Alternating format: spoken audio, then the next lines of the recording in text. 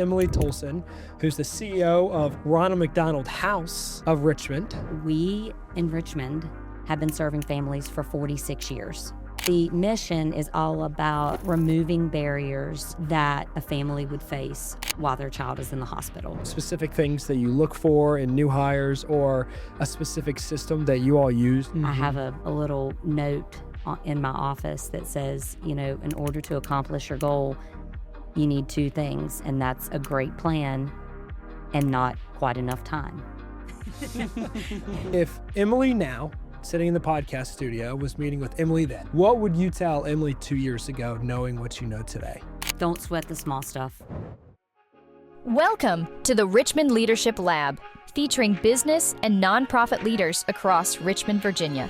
Produced and hosted by Filmspire and BenX. Welcome back to another episode of the Richmond Leadership Lab. I am your co-host, Taylor Quinn, CEO of Filmspire and Richmond Podcast Studio, which is the home where we produce Richmond Leadership Lab, along with several other amazing podcasts here at Richmond Podcast Studio. So if your brand is interested in taking advantage of storytelling and having great conversations and thought leadership through podcasting, please have a conversation with me. We'd love to talk to you about that.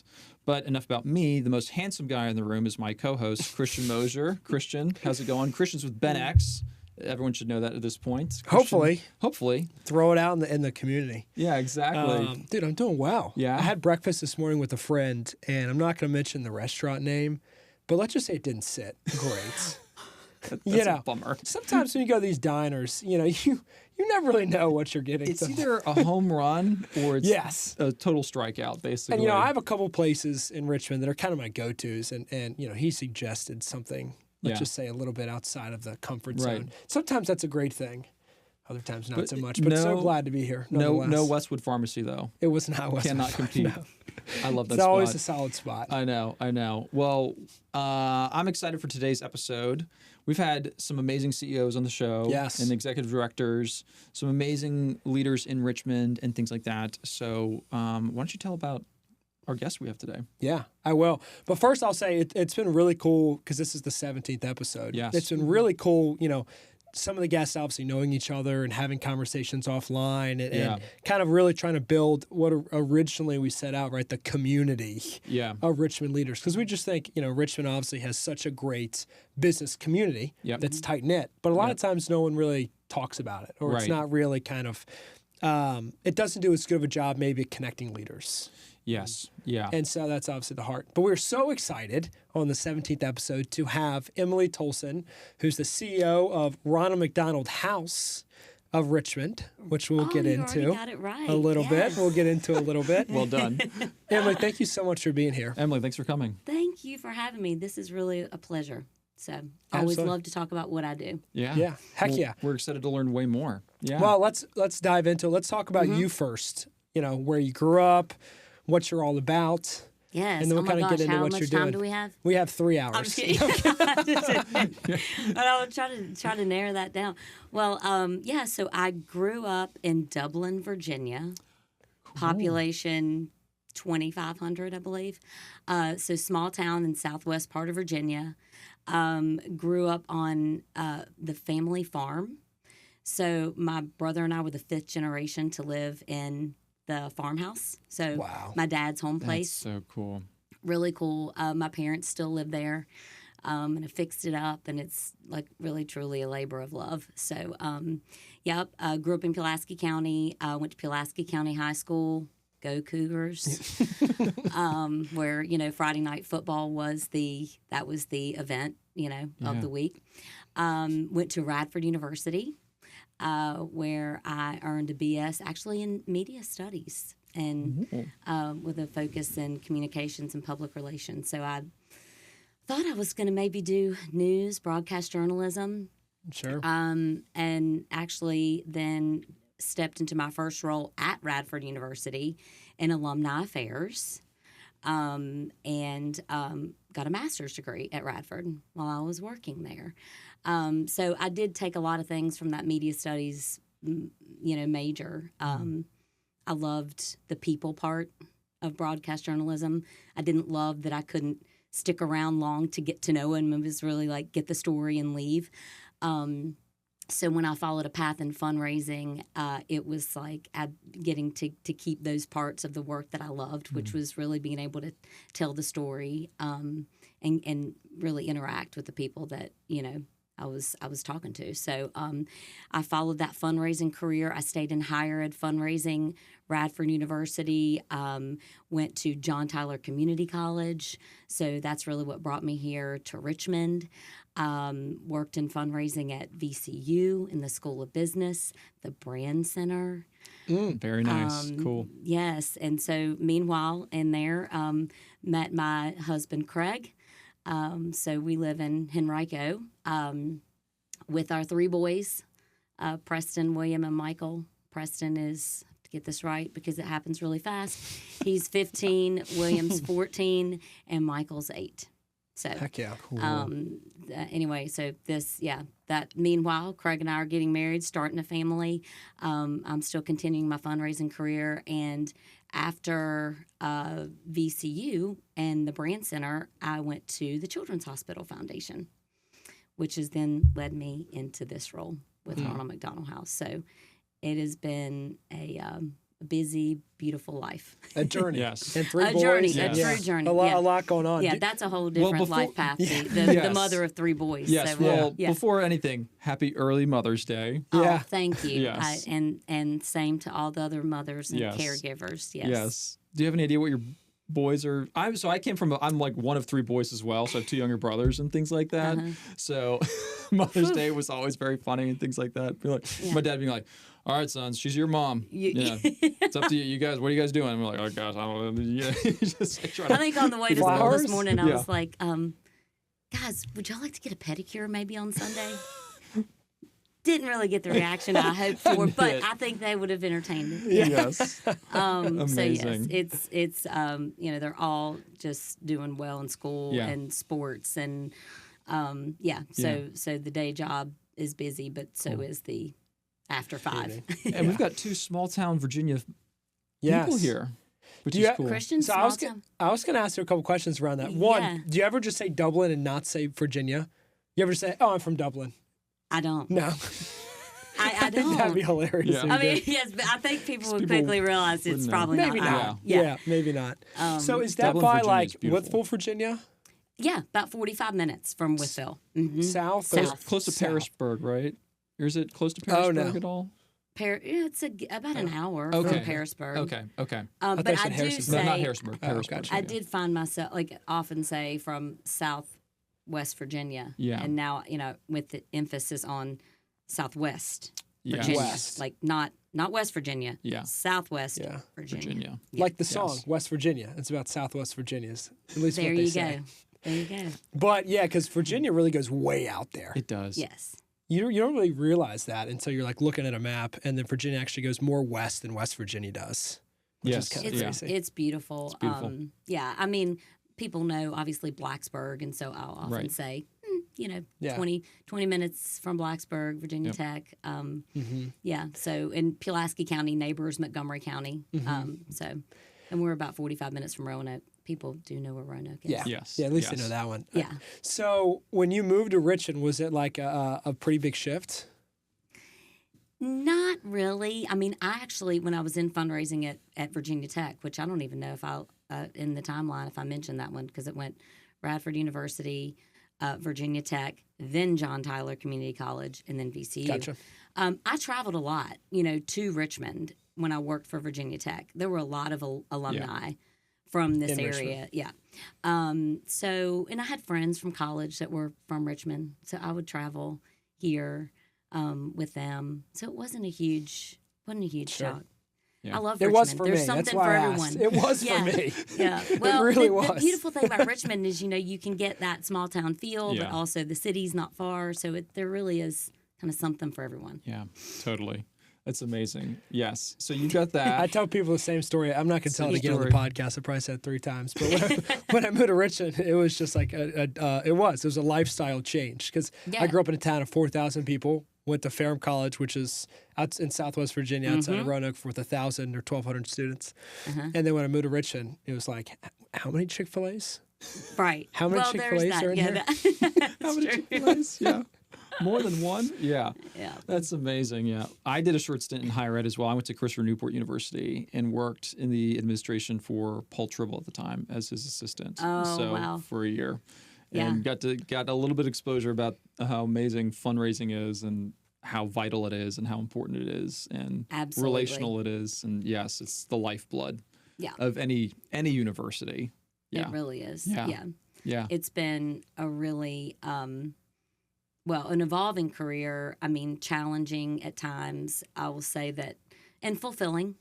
But, making that shift from higher ed fundraising to then helping support children and families was even more meaningful. So I was grateful for that foundation. But the mission that you are serving is everything, and you believe in that. It's much easier to ask for support and encourage others to consider it a priority too. So, so tell us a little bit about Ronald McDonald House with the mission and what you all have going on. And obviously, a little bit of a brand change. It sounds like absolutely much and going on. speak to the person who knows nothing about it. Okay. Yeah. They're like, for I sure. know McDonald's. That's where I get my burgers and fries and things like that. But help break it down for us, if you would. Well, I think first I was kind of thinking about what drew me to Ronald McDonald House, and I referenced that I had done fundraising for the Children's Hospital Foundation before taking on this role. I was a small part of helping fundraise for the new Children's Hospital, which was a wonderful project for the city, much needed. Absolutely. And that's what really introduced me to the work that we needed to do in our community to support children and families in this medical community. So it was very eye-opening and honestly just rewarding to watch the Children's Hospital be built, and again feel like I had a hand in helping raise those funds for that to happen. It's there where I was introduced to the Ronald McDonald House because we have a house inside the Children's Hospital, and when a family comes to a city for care, it's the clinical piece, but it's also all that wraparound support service that is needed, right, when you make a decision to come somewhere for care. So I'm seeing the Children's Hospital providing that, nationally recognized clinical care, and then the wraparound services of what a Ronald McDonald House does to make sure that a family is comfortable, safe, loved, and has kind of the essentials that they need so that they can focus on their child. So that's when I was introduced to the mission of Ronald McDonald House, I was not really looking for another role, but a few mentors kind of reached out, board members, that this opportunity would be coming open to lead Ronald McDonald House through a really big time of growth and change, with fundraising being a big priority. So, having someone that kind of had a career in fundraising was important. And so I thought, I didn't have much of an expectation, which ended up working out really well. I had a passion, and that's what put me in the seat of CEO. So it was in June of 24 that I started there. 2 years. 2 years. Yeah. 2 years. Wow. Heck a lot has happened in 2 years. So at the time, when I joined Ronald McDonald House, and just to give a little backstory of the history, we celebrated as a global organization 50. This is our 51st anniversary. Wow. We in Richmond have been serving families for 46 years. Wow. So that lets you know that really important place that we have in the history of Ronald McDonald House. We were the 16th house to open in the world. Now there are nearly 400 chapters all over the world. So I'm not sure. I did not realize that starting that, we had such a special place in the history of Ronald McDonald House. The first house, which is still there, was called the Miracle on Monument. 2330 Monument. And that's where we currently serve families out of the main house on Monument. It's 9 rooms, 7 bathrooms. It was a group of physicians, parents, oncologists and McDonald's that came together to purchase that house. Actually, in 1978, and we opened our doors in 1980. Wow. Heck yeah. That's amazing. And still operating. And still operating and growing. Yeah. So it's cool if you looking back at how Ronald McDonald House was founded. Actually, there is a movie called Audrey's Children. I don't know if y'all have heard of this movie. Natalie Dormer plays Dr. Evans. Dr. Evans is a world-renowned oncologist. She was an oncologist in Philadelphia at Children's Hospital of Philadelphia, and she was caring for children and watching their parents literally sleep on the floor by their bed because you don't want to leave your child. She was caring for Fred Hill's daughter. Fred Hill was a tight end, I believe, for the Philadelphia Eagles. So the partnership originally started. It was the Philadelphia Eagles, McDonald's, and Dr. Evans' vision that came together to open that very first house in Philadelphia. Wow. I didn't realize it started there. Started there. Wow. It's really, and still there. And they've expanded. The city of brotherly love. Seriously. Literally. But I mean, the Audrey's Children movie, does a beautiful job showcasing her vision and the need. It was a time when women couldn't go out and purchase a home on their own. So the journey, her vision and the journey of getting that first house is really inspiring. Yeah. So paint for me a broader picture about the need for why a guest house is necessary and needed and things like that. Like what are families, parents' options when they have a child that they has to have medical care at a hospital for an extended stay? Can you tell us more about what is the need that gets filled? Yeah, so the mission is all about removing barriers that a family would face while their child is in the hospital, right? So, we're commonly known for that home away from home. But we are providing transportation. We are providing laundry services. We are providing meals. The meal component of the work that we do has grown significantly. So it is all focused on alleviating those burdens so that they can focus on their child. And when a child is sick, we are, and you're caring for the entire family because siblings are there and mom and dad can't, they need to be there for the child, but life doesn't stop for brothers and sisters either, right? So that's the mission. It's to be able to alleviate those burdens, the financial burdens that come with the care. And parents need to be able to go wherever they need to go for the best care. And it can often be months at a time in the hospital. And so you can imagine that gets very costly, right? If you're looking at hotel stays for months at a time. So that's the mission. And the vision is to create a world where, we're not turning any family away. And we have been so fortunate to serve the Richmond community for 46 years. But the need has grown significantly. And it was really the Children's Hospital that, kind of put us on the map as a true pediatric hub. And, families are coming from all over Virginia, the United States, the world for care. The Children's Hospital is nationally ranked in 9 specialties. And we have to be able to support that growth. So, in order, the president of the Children's Hospital understands that in order for them to be a top 20 children's hospital, you have to have those support services around you. So, wow. Which leads us into the potential new. Oh my goodness, yes. So, and I started right on Monument Avenue, the Miracle on Monument. It's a beautiful home. It's 9 rooms with semi-private baths. It's an old home.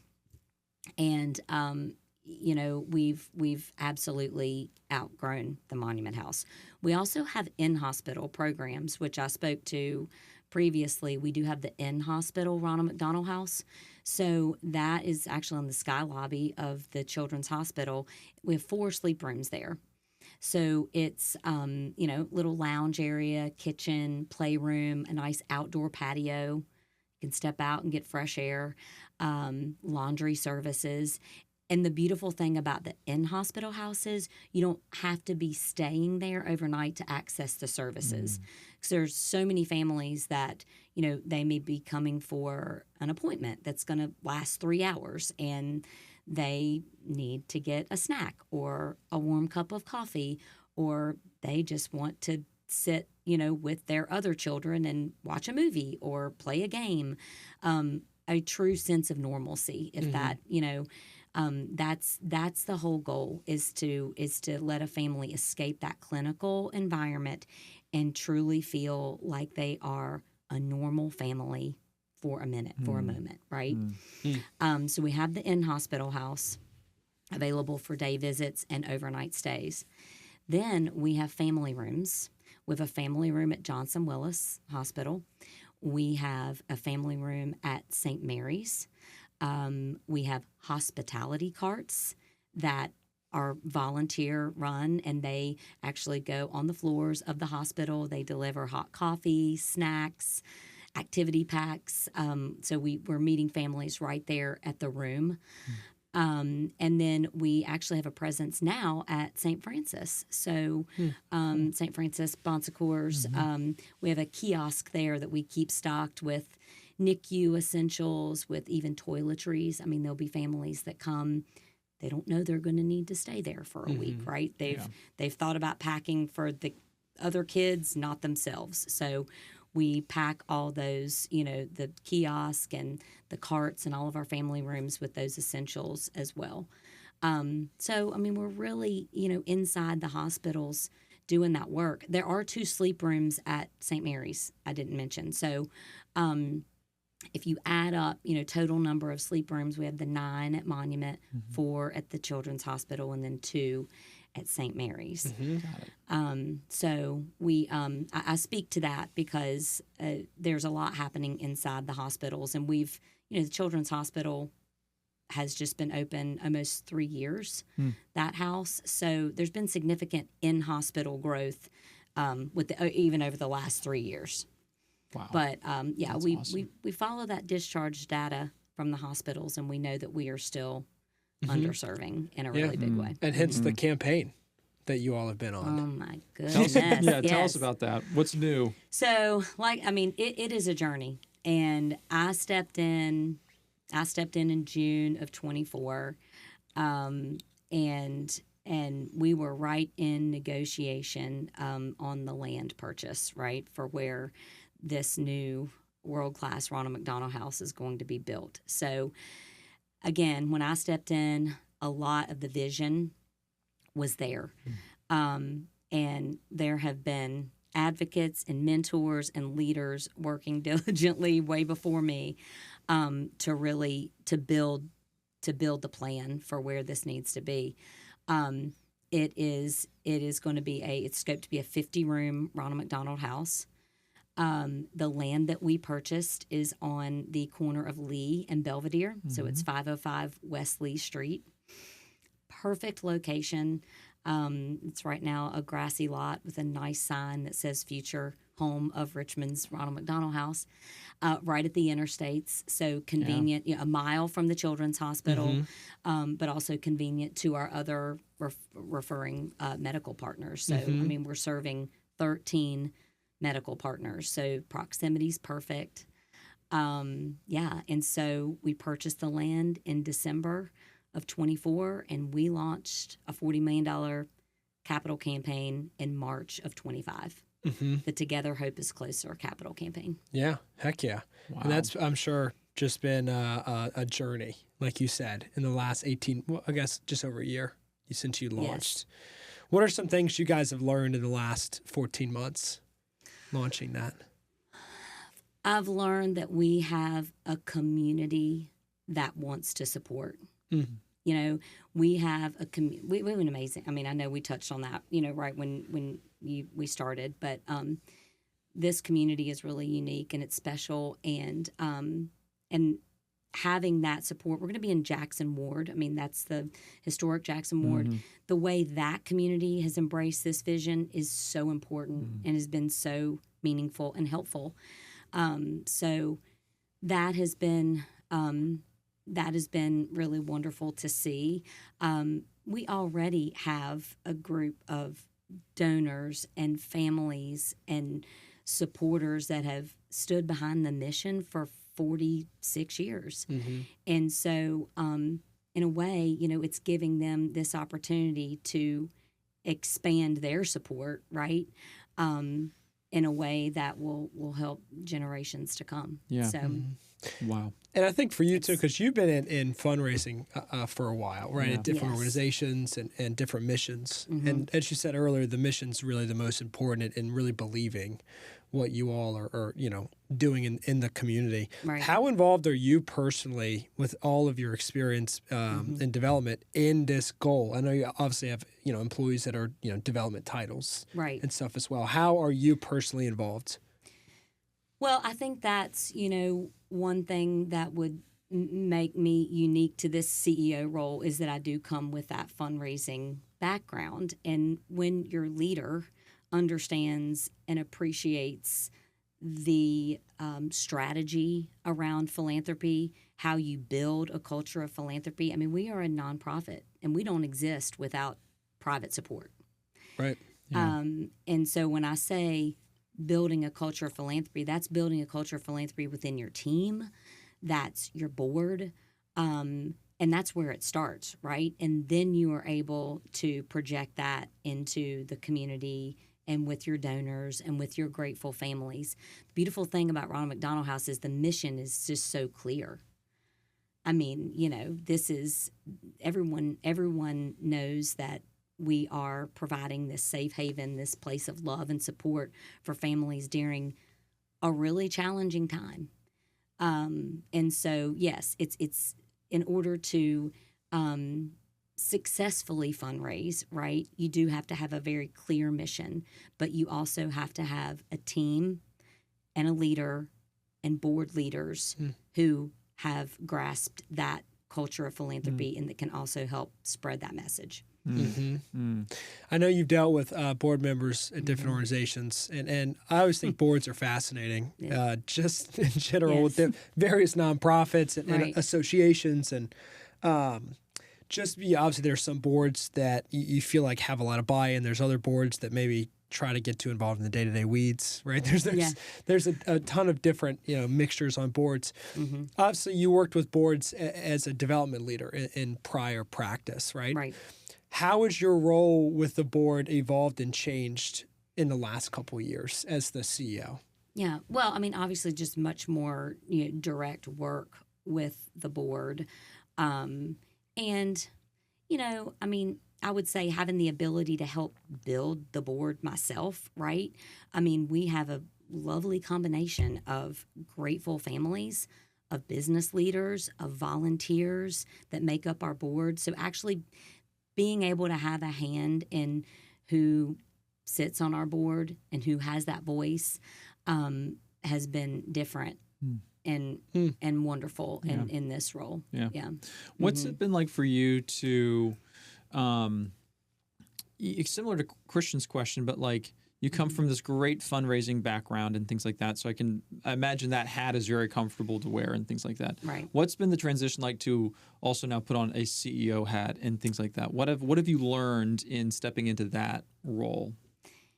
The biggest eye opener for me when I started was just the programmatic side of our work, right? So I, you know, kind of think of it as, you know, the development side, you know, marketing, fundraising, friend raising, and then there's the programmatic side.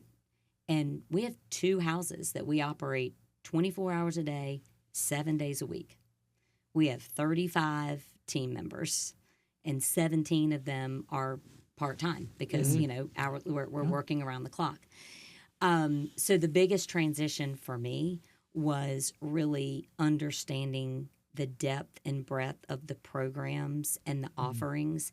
And it is a logistics business. I mean, we are providing lunches. We have a Lunches with Love program. So we have volunteers that come in every day in the morning that help us prepare lunches that are then taken to these different in-hospital locations that I've mentioned. Volunteer opportunity. Volunteer opportunities are endless. We have, we have donations of snacks and things that are, dropped at the Monument House that are then taken out to all the locations to stock the shelves, to stock the hospitality carts. We have volunteers that come in every evening to prepare meals at the Monument House, and then also volunteers that can help serve meals at the in-hospital house. So it is, looking at the volunteers that come in daily, the food and items that need to be taken out to the locations. It's a big logistic operation, and that is definitely what was most eye-opening to me in the beginning. How involved are you on the operations side? Obviously, so the chief program officer reports up to me. So I absolutely am involved in a lot of the, kind of obviously building the infrastructure for growth. We're working a lot right now with what does this team need to look like to support a 50-room house.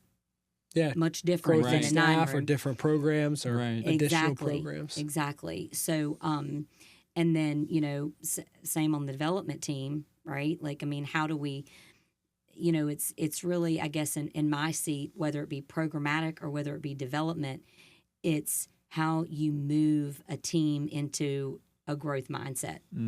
Easier said than done, right? Right.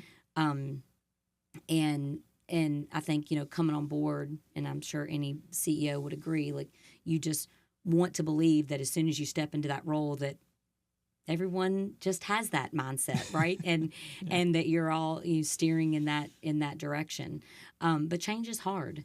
And our organization has seen a lot of change and growth, just in the last 10 years. But what we need to do to move to what the next 10 looks like is different. And so that's how I'm really, working with the program team is to help build an infrastructure to support the logistics, but also the coverage. I mean, to make sure that families have someone there with them at all hours of the day and night.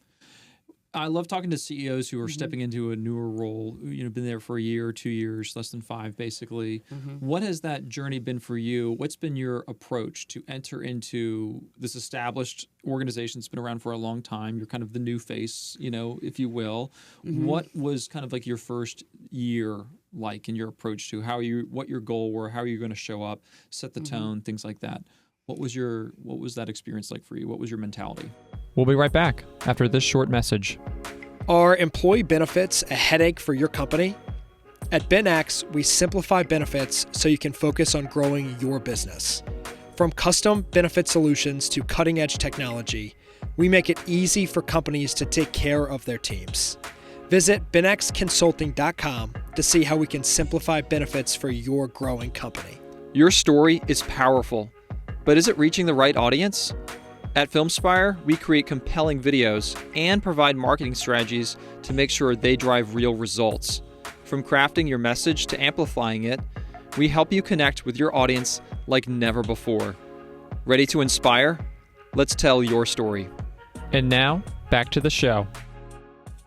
My mentality was, get to know the people. Get to know the operation, get to know the board members. The relationships are everything. And I knew as a leader, without fully understanding what each person did, what each role a board member played, I needed to have that time to build trust with my team and with the board. So my approach was like, get in, learn, be a sponge, hear what the challenges have been before my time, what the opportunities are. I love people. I mean, people are just my passion. And so, that was important to me from the get-go, was to build that trust and understand, why are you here? Why are you in your role? Why did you choose Ronald McDonald House as your place of employment? How did you come to be on our board? And hearing every one of those stories kind of framed what I felt like my goals needed to be. And that evolved maybe from what I thought they needed to be on day one. But after having, digging in and getting to know the people and the players, that changed in a good way. Yeah. That's amazing. That's great. You talked about cultivate. Oh, sorry. No, it's fine. You talk a lot that I learned. Yeah. As I look back on that, I'm like, wow. I mean, that was definitely one of the pieces. But I think just listening and learning at the beginning is so important. So. Yeah. You talked about kind of cultivating a growth mindset. Is there like a specific practice or maybe specific things that you look for in new hires, or a specific system that you all use to help cultivate kind of that growth mindset with everything going on? Well, we, one important thing for me at the beginning too was, just these shared core values.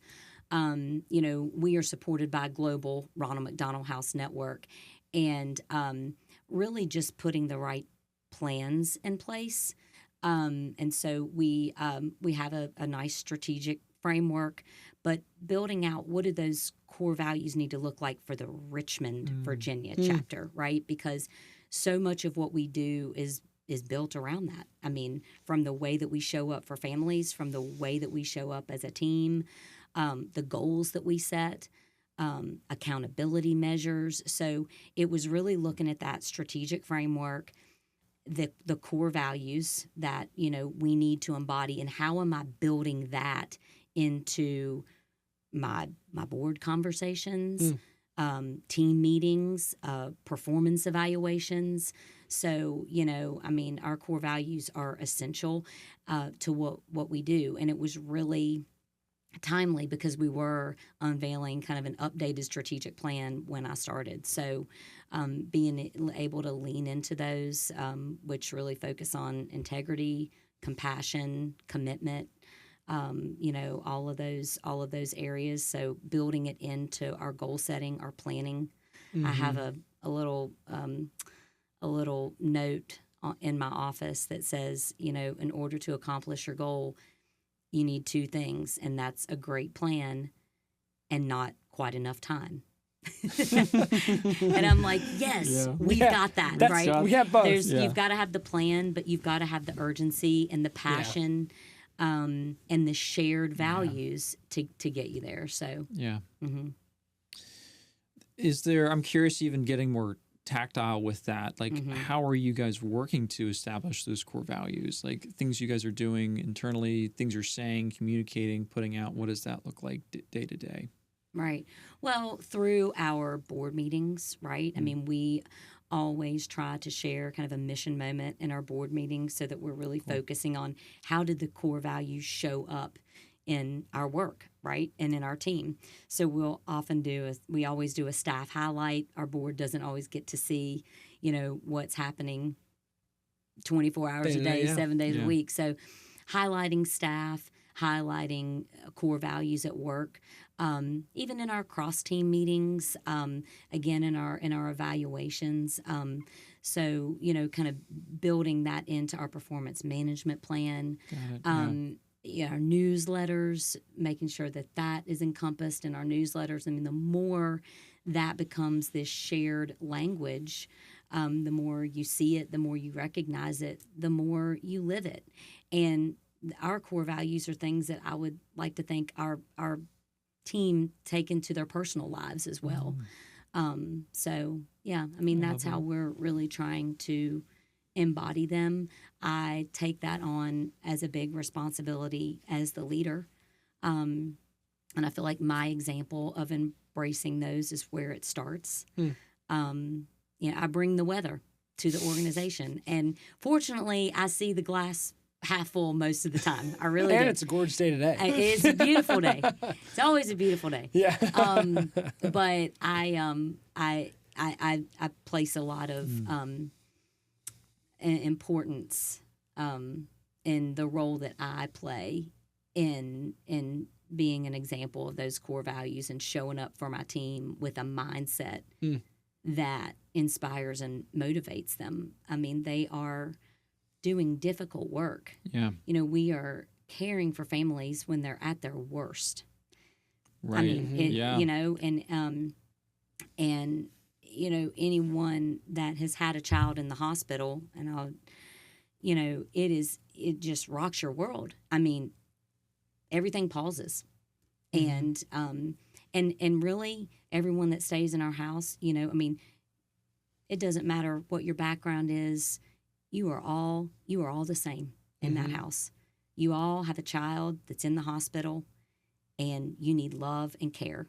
And so our team has to be ready to be able to help families through those challenging moments. And it can be really emotional, and it can take a toll. And so I feel like being a leader that gives my team grace and understanding, and again, leaning into those values of compassion and respect, it means a lot, hopefully, to my team. And just to me personally. So yeah, and I feel like it's come from a good place too. When some of these things are established, like core values and different things that set the tone. Yes, at the top. Because as you're talking about, you know, setting the tone as the leader, it's like you're doing that, but then obviously the system and the core values and just the work you all are doing is kind of the foundation of it. Absolutely. I'm curious, you know, with a team of 35 and obviously a lot of projects going on, you're trying to balance this long-term vision. Yes. Right? What do the next 2, 5, 10 years look like, right, of Ronald McDonald House? How do you even balance time, right, or even emotional capacity between... That's the magic question. Between that and then like the day-to-day, like like stuff that we need to accomplish, right, today. And obviously I know that some team members obviously help out with that, but how do you balance the long-term strategy and vision and strategic plan and board and core values with the day-to-day execution? Well, I think I try to figure that out every day. And every day it looks a little bit different, right? And I think as a leader, that's something you have to be able to understand, is that your priorities are going to shift. And you have to be able to move with that ebb and flow and be flexible. I mean, at the end of the day, you know, and I remind my team this, you know, we lately have been obviously so focused on the vision of raising $40 million and building this new house. But, you know, if you stop, sometimes you have to stop for a minute, you know, and reflect on a lot of small wins that have gotten us to this point, right? And a win sometimes is that you have come into your position that day, you have served as a leader in your role, and you have helped make life a little bit easier for a family. Yeah. It may not be that you've closed $1 million gift, but it may be that you have helped make someone's life a little bit better that day. And so I think I try, you know, knowing that this is always a juggle. It's being able to keep my eyes on, yes, I have got to be laser focused on where we need to be. Thankfully, there's a framework built there, right? Yeah. I need to be patient with the process and remind my team that, like, Rome wasn't built in a day, and capital campaigns take a while. And while we've had tremendous success right out of the gate, we're going to do this the right way, and we're going to break ground on this house when we are able to do that, right? And I think thinking long-term vision, it's raising the capital, but it's going to be a significant increase in our annual operating budget, right? Yeah. So it's also, you know, how are we framing our events that help us raise annual revenue? How are we talking to corporate partners? How are we really documenting all this in-kind support that we rely on? So it's the long-term vision capital support. It's, really what do we need to sustain a 50-room house, right? And build the operating budget. And then what do we need to do today to make sure that every family that we're serving, whether at Monument or Children's Hospital or any of the in-hospital locations, have what they need. Right. I do a lot of, obviously for me, my team, the families and my team come first. I mean, the people are always going to come first in my work. And maybe this is a fault of mine, but I try to show up every day, showing up. That can honestly be sometimes half the battle, right? Yeah. And even as a leader, when you've, gotten news of something that's maybe not real positive and you have to deal with that, well, you need to show up for your team and not, again, bring in the weather to the organization. So I really try to keep the mindset of, positivity, encouragement, but also we're human. And so, and the grace, like you said earlier. The grace, right. So if we learn and grow and we make some mistakes along the way, that's okay, and we're all in it together. It's a team. And the collaborative spirit is really important to me. Yeah. So I love a couple of things you said. One, the small wins. Yeah, small I wins. feel like so many people, myself very much included, are just focused on maybe major milestones or a major this or major that, and we don't celebrate like the little things. Yes. Like a good win here or a small win here or something small here, or even like when there's issues, like even responding to issues with grace, like that's a win. Right. How we communicate that. Absolutely. It's like sometimes we like in our business, sometimes client issues can be viewed as a very negative thing, right? Right. But it's almost like reframing it as we get the opportunity to help someone's problem be a little bit better. Right. Kind of. Right. So that's how you look at it. Having the small wins is that is like great. And how you deal with the negative news, right? Or, you've applied for a grant. You spend a lot of money or a lot of time preparing for that grant. Yeah. And maybe the outcome's not what you want. But we had an opportunity to apply. We can use that and apply it to another grant opportunity. So, I mean, I think that's exactly right. You have to find that sometimes. I try to help my team find that. Yeah, I love that. The marketing guy in the room is we love like telling amazing stories for clients and things like that. Right. Like what stories, and we've had the pleasure of like working for a lot of times with the doorways actually. So very similar mission focused and different things like that. And we've got to document some amazing guest stories and things like that. What are some things that you've heard in your time? Like any stories you can share or impactful, beautiful, small moments, simple or big? Like I'd love to know what some things impact has looked like or things that you've learned and experienced. Goodness. We choose an ambassador family every year to really showcase their story.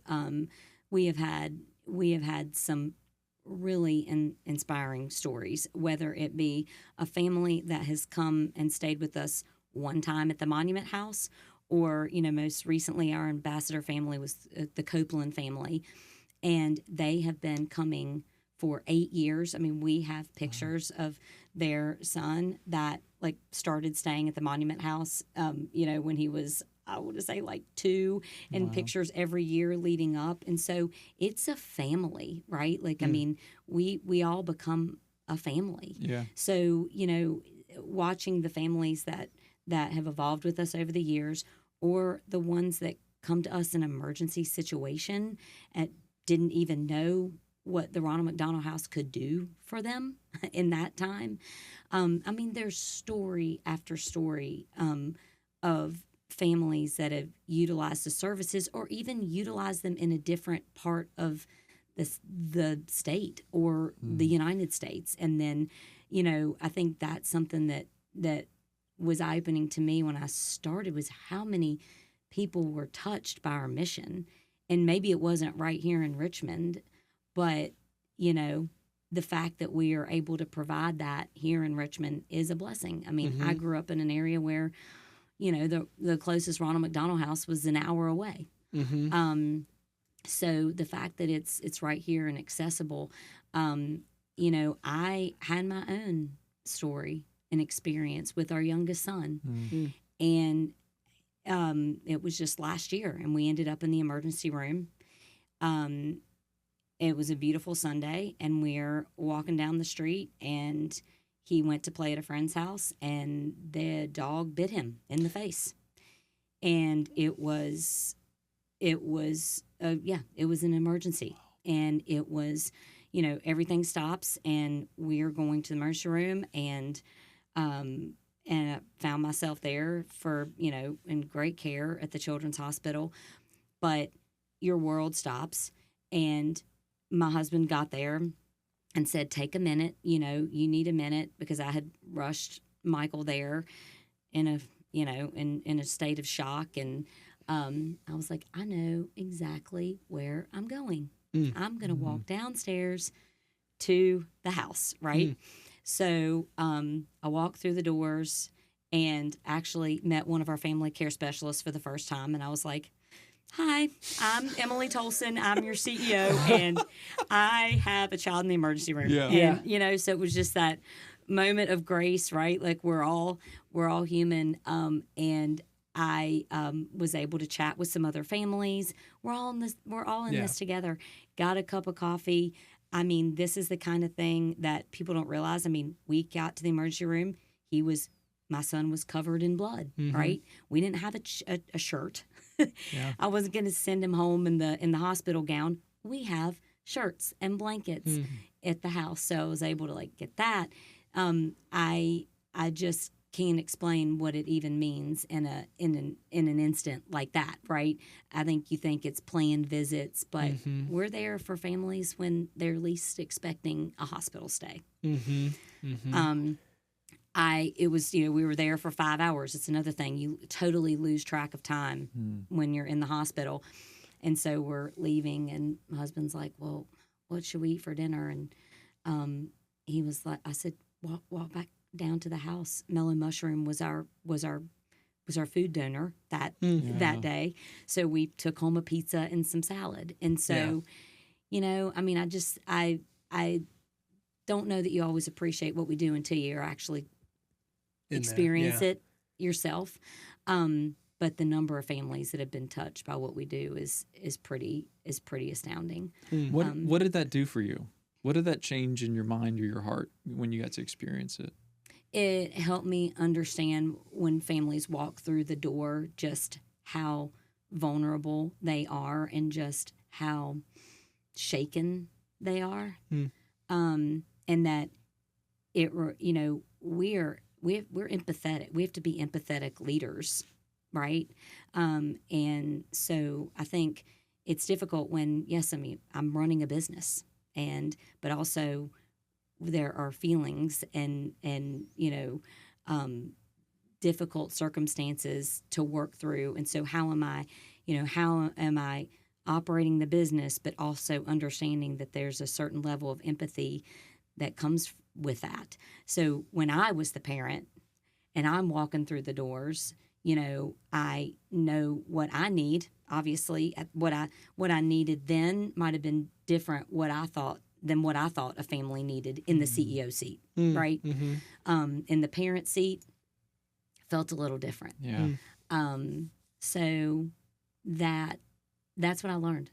I learned that that a family walking through those doors is in a really difficult place. And I mean, I know we've seen it in so many, you know, we read that, you know, be kind because everyone you meet is facing some type of battle. But that is true. That is very true in the work that we do. Wow. And it's so easy to get lost in numbers and spreadsheets and plans. Right. And I will never forget, you know, I've been so fortunate to have mentors my whole career, you know, and again, being someone that loves people, you know, I like to like to talk things through. I like collaboration. I like to lean on my mentors that have done it well and been at it longer than me. But the president of the Children's Hospital, Elias Nujar, told me when I started this role, he said, often I'll get bogged down with the minutia of the CEO role or the president role and the day-to-day and the operations. And he said, and I'll just stop and say, you know what, I'm going to make some rounds. I'm going to walk around this hospital and I'm going to remind myself of, the families that we're serving, the lives that we're saving.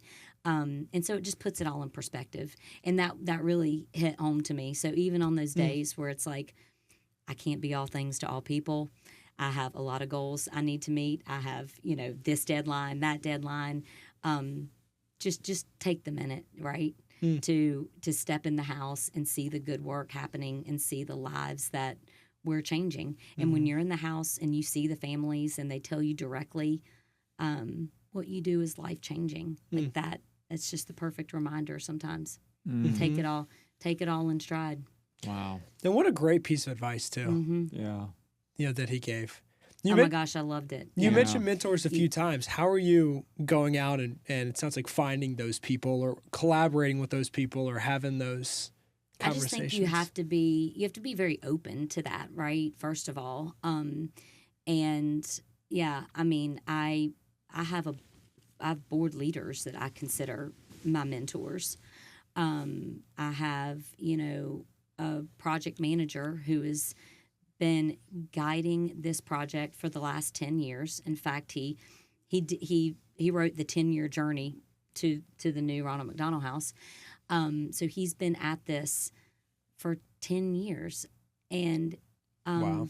Yeah, he is doing that free of charge, all because he believes in the mission. I mean, and there's actually not 2 or 3 days probably that go by that I don't pick up the phone and call John Kemper just for a word of advice, or I run this business decision by you. I mean, we talk regularly because he obviously is helping guide a lot of the planning with our architect and with our contractor, but just I mean, that being open to what the people are there, right? And just leaning into them. But I was so fortunate at Ronald McDonald House to kind of have such a dedicated group of board volunteers and mentors that were at it before I got there, and so it was really just continuing to grow the relationships. Wow. Yeah. Gosh, there's so many more questions I want to ask. Maybe like one or a few more before we do some fun stuff off the top of my head. But kind of going off that idea of like finding mentors. How is Emily taking care of Emily? How are you taking care of yourself and showing up well? Mentors being a big part of that. But I mean, like you have the burden of being a president, right? You have this massive, development goal you're going through. In some ways, like you said, you are still staying engaged with the families, and like that is an emotional weight to carry, which is a joy, but also hard and challenging, things like that. How are you helping to make sure you're showing up to bring the good weather, as you say, and things like that? What does that look like for you? I try very hard to be in the moment, right? I just think that being present is so important, and even though it may be a day full, back-to-back meetings or I try really hard to kind of give myself the breath in between so that I'm fully present in that moment. My family obviously comes first in all that I do, and I would hope my team believes that as well. I mean, we put families first at the core of our mission, but you need to put your own family first, right? So I try to, when it's time to be home, I try to be home and be present there, right? And I've tried to build a team so that I know that when I'm home, I can be home and they can be there, handling the operations. And I do think that that has made me feel better about, where we are as an organization is building the right team. So I don't have to micromanage that. I, am building leaders so that they can own their space, so that when it is time for me to be with my family or vice versa, we can do that. Yeah. I don't need to micromanage every piece of it. Yeah. So, I mean, that's how I would say I try to take care of myself, is just being fully present. And yeah, I mean, I know I've said grace before, but I do think you have to give that to yourself and understand that, it's not always going to be perfect. Yeah. And perfect is the enemy of good. It right? is. That is so true. Absolutely. Yeah. Wow. Me and Taylor have talked about that a couple times. Yeah, we have. It's very hard. It is hard. It's hard. Very hard. Yeah. I mean, Very because you want to do it exactly right, know. Oh, absolutely. Yeah, but 100%. And then now you just have AI to do it exactly right. So it's Exactly. That's right. Because It it's helps. flawless. Yeah. Yeah. Exactly. Yeah. Gosh, should we wrap up with some fun stuff? yeah. Or I want to ask one more yeah. question, and then Okay. we'll wrap up with some fun stuff. It's probably my favorite favorite question to ask guests that come on the show, and so we'll take it back. You've been at Ronald McDonald House now for 2 years, and so we'll take it back just 2 years. Okay. So if Emily now, sitting in the podcast studio, was meeting with Emily then, 2 years ago, and you only had like 2 minutes, you couldn't have a lunch, you only had 2 minutes, what would you tell Emily 2 years ago, knowing what you know today? Don't sweat the small stuff. I think that, that's the quickening. I've also, kind of built a resiliency, I would say, for certain situations. I think that I stepped into the role and felt like, everything seems big, right? Everything seems big when you step into the role, and you want to be all things to all people. So don't sweat the small stuff, and you can't be all things to all people. Yeah. And that's okay, right? But what you can do is, again, make sure that when you're in the moment and you're showing up for your families and your team and your board, that you're fully showing up. So yeah, don't sweat the small stuff, because when, those small things can turn into really big things if you don't move past them or put them in a certain place in the priority order, right? And also understand that just because, again, with people being the most kind of important part of, people are my passion. I care so much about relationships. Everything we do is built on that, and building trust. It's that just because, a team member may not see the vision like you see it, or may not be, on that same bus, moving in the same, that's okay. It's okay to grow and evolve your team. And it's okay sometimes for your team to be built not exactly the way you thought it was going to be, right? So that would be some advice too, is just let the trust that people make decisions based on reasons. It's not personal. It's take the personal out of it. That was really hard for me. Like with employees and stuff? Well, just, don't take it personally. Like a reflection on you first. Yes. Yeah. I mean, again, because I cared so much about people and relationships, and I just want everybody to be happy. Yeah. But that's not always the animals were happy on the farm. Yes, right. I want that at work, at home. I just want everybody to be happy. Not everyone is going to see it that way, and that's okay. And don't take that personally. So yeah, don't sweat the small stuff. Don't take things personally and trust the process. You know, just because you think that the vision is this way, when it doesn't happen that way, chances are in a few months you're going to look back and say, now I know exactly why that happened that way. Yeah. Thank you, God. Thank you, God. Yeah. Exactly. Amen. Yeah. I mean, it's a Absolutely. perfect combination of strategy and faith. Right? Yeah. It's just, Exactly. It's a good blend. 100%. Yeah. They always 100%. say like some of your biggest strengths are your easily can be your biggest weakness too. yeah, that's very true. I believe Yeah. that. Yeah. Which is tough sometimes Which is- balancing that. yeah. Because you need to It's- have it, it's- but you need to also Yeah, set either boundaries or some type of Yeah. mindset for sure. exactly. So some fun questions. Uh-oh. I'll ask one. Okay.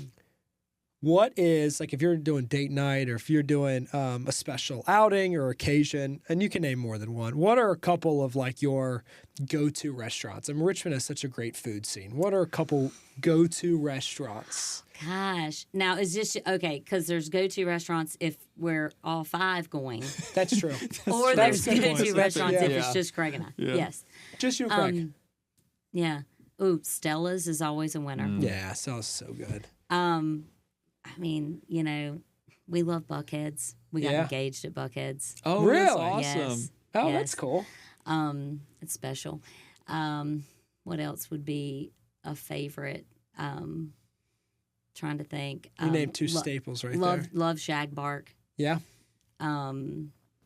Now, if it's a family night, you know, we live in Henrico. We live in like the Tuckahoe area, Oh, yeah. and we can walk to some great spots. Yeah. So the local is very close. Oh, yeah. Shore Dog, right? yeah, Shore Shore Dog. Dog. 804. Yeah. Bistro 804. The Tavern is Yeah. close. Classic. I mean, we like a good Molitos night. Nothing wrong with that. No, I mean, you can, yeah. So there's Nothing something wrong for everyone with there. that. Yeah, those are probably Cool. some of our favorites. Cool. Yeah, and it is important to find the date nights. Yes. We actually Yeah. just had a really spontaneous date night at Granite Grill, which is over.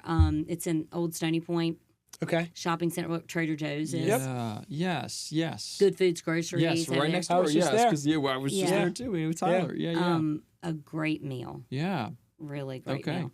And yeah, we were like, this is just so delightful that we have finished our sentences. We've really caught up on Oh life. my gosh. Yeah, and I mean, you know, my husband, he is a CEO as well. So I mean, it's a busy life. He runs the Home Builders Association for the state of Oh, Virginia. really? Okay. Cool. So yeah. Wow. I mean, it's important to find those times. Yeah. So Granite Grill, I There you highly go. recommend Granite that too. Grill. Wow. Some good All right. staples. And then real quick, Yeah. if you weren't doing this job, what would you be doing? In a different I would say life? like out of like development, like if you're not Yeah, doing development, not doing or development. Ronald McDonald or anything. What would Emily in a different universe be doing? Mm-hmm. Oh my goodness, mom! I would be a mom. I would be, Yeah. you know, time at home, time with the kids, volunteering at their schools. I love that. I mean, I still try to find time to do that. It's So even hard. harder. You know, just yeah, more time with family. I love decorating. It's kind of cool that I love all the things about making home, and I'm like, Yeah. and now I get to represent an organization that's focused on creating a comfortable, clean, Yeah. loving environment, Yeah. right? I would be doing a lot of the same things just at my own home with my family. Yeah, great maybe answer. Yeah. carving out a little more time for volunteering. Yeah. Yeah. But yeah, Wow. I mean Heck that's absolutely maybe making a few more trips to Smith Mountain Lake. Oh, that's always a great spot. Yeah, we like to go there It's a lot in the gorgeous. summer, and my in-laws have a place there, and spending more time at the family farm. Yeah. I mean, Yeah. So those are my happy places. I love that. Can't go wrong with yeah. that. Yeah. Well, wrapping up, how can people get involved with your organization? You know, whether it's donating or the campaigns or volunteering and things like that. Where should people go to get plugged in or get Right. help the mission? Go to the website, rmhcrichmond.org. that will be changing because we will soon be going through a brand modernization. Love that. So May 20th, we'll be launching our new brand. Should be live at the same time as the podcast, the same pretty time much. as the podcast. Yeah, it's perfect. Yeah. Where can we say where people should go, or is we gonna? Wait for the unveiling. Okay. Yeah. Got it. But anyway, go to Ronald McDonald House Richmond website.